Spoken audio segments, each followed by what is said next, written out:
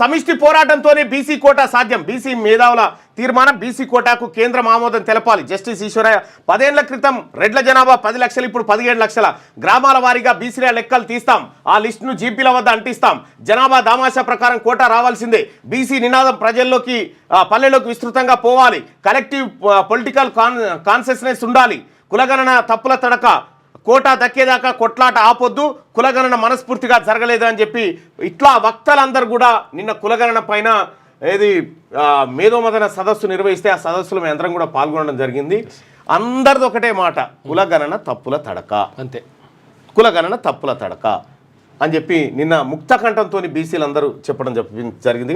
సమిష్టి పోరాటంతోనే BC quota సాధ్యమని, ఇందుకోసం బీసీలంతా ఏకమై కొట్లాడి వారి హక్కులను సాధించుకోవాలని బీసీ మేధావులు బీసీ సమాజానికి పిలుపునిచ్చారు. తెలంగాణ ప్రభుత్వ కులగణన సర్వే, రిజర్వేషన్ల పూర్వపరాలు, సమస్యలు, ఆందోళనకర అంశాలు, వాటి పరిష్కార మార్గాలనే అంశంపై హైదరాబాద్ బంజారాహిల్స్ కళింగభవన్లో ప్రొఫెసర్ మురళీ మనోహర్ అధ్యక్షతన బీసీ మేధోమదన సదస్సు జరిగింది. ఈ సదస్సుకు dedicate commission chairman justice Eshwaraiah, Visharadan, Teenmar Mallanna, BC intellectual forum chairman Chiranjeevulu, జాతీయ సంఘం అధ్యక్షుడు BC Jajula Srinivas, BC employees federation అధ్యక్షులు సమ్మయ్య, బీసీ కమిషన్ మాజీ చైర్మన్ వక్లాపురం, ఇట్లా అందరూ కూడా ఈ కార్యక్రమానికి హాజరై బీసీల ఏదైతే కులగణన చేసిరో అది శుద్ధ తప్పు, దాన్ని సవరించి మళ్ళీ చేయాలనేటువంటి డిమాండ్ను నేను చెప్పడం జరిగింది.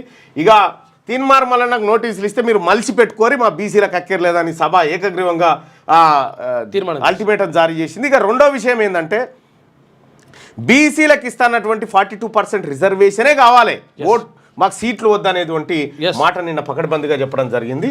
సో ఇక రిజర్వేషన్కి సీట్లకి తేడా చెప్తే